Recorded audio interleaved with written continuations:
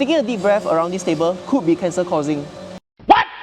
If you have been keeping up with the news, you realize that CNN has done a very intensive study and realized that there has been a high level of formaldehyde that's been creeping into Singapore's home unknowingly. And there's a company that even said they have over 80 cases in just last month alone. For those who doesn't know, formaldehyde is a form of chemical that is used during the fabrication and production of wood fixtures and furniture. So for example, when you're joining wood pieces together, you're using glue, you're using resins, and these are things that can create formaldehyde. So that's the reason why when you walk into a newly furnished home, right, you have that very nice new renovation smell. And if you smell something that smells a bit like sour pickle, that's when you know there's presence of formaldehyde. It can cause skin rashes, it can make you itchy, it can make you feel like you're very hard to breathe, and the worst thing is that it can cause cancer as well over time.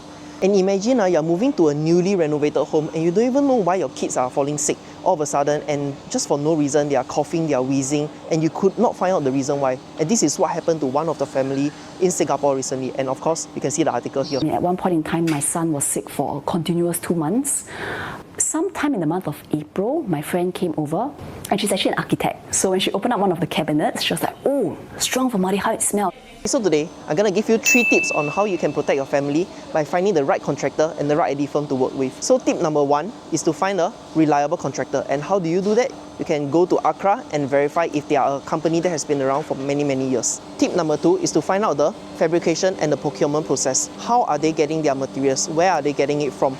Watch the guys in action and see how they build up the cabinet, the fixtures. Okay, so tip number 3 is to use aluminium instead of using wood as a material for your home. It's a growing trend that a lot of houses are using aluminium as the main source of material. So what are the benefits of using aluminium? Aluminium is actually much more sturdier, is durable, is pest resistant, water fire resistant, and most importantly, it is formaldehyde free. When we are joining the pieces together, there's no need to use any glue. It's definitely a much safer option for you and your family. So saying all these pros and cons, does that mean you should stay away from wood at all costs? Not necessarily. If you are looking to renovate your home, it is important to know the difference between wood and aluminium and what are the pros and cons of each material. So talk to our consultants today, drop me a DM, and we'll guide you through.